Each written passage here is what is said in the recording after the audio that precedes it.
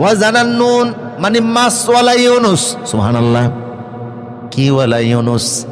মাছ ওয়ালা ইউনুসের কথা আল্লাহ বলেন কি মাছ ওয়ালা তিনি যে এলাকায় দাওয়াত দিতে গিয়েছিলেন সে এলাকায় লোক ছিল 2 লাখ।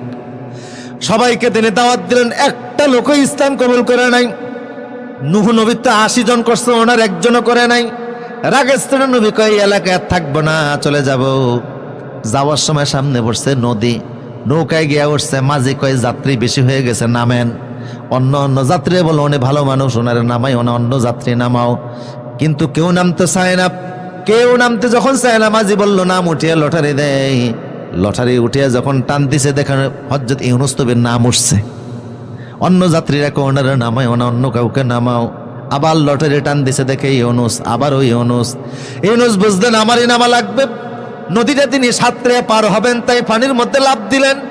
হঠাৎ করে একটা মাছ এসে ওনারে গিলে ফেললো।